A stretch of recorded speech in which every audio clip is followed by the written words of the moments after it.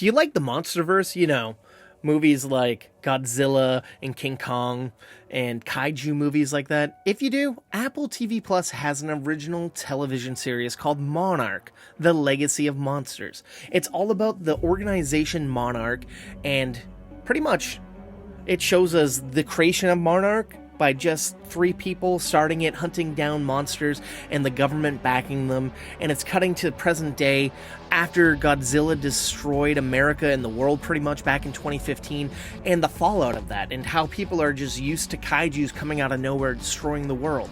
And that's an interesting premise because now they're used to it, and we're seeing the grief that it's had on people. And we are coming to see two siblings that never knew one another because they didn't know that their dad had two families.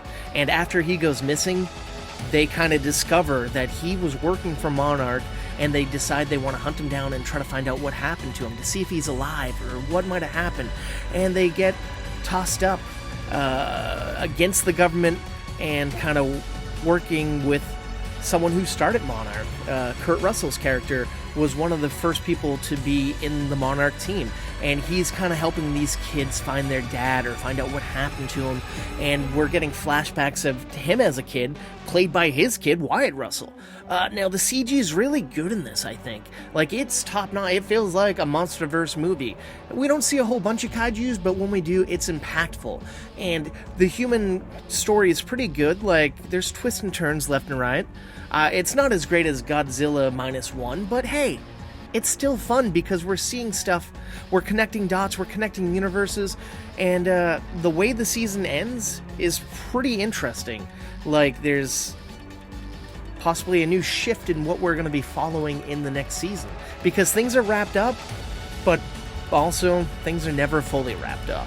I don't know if there'll be a season 2, but I certainly hope there will be, because this show's a lot of fun, and we should have more shows like this.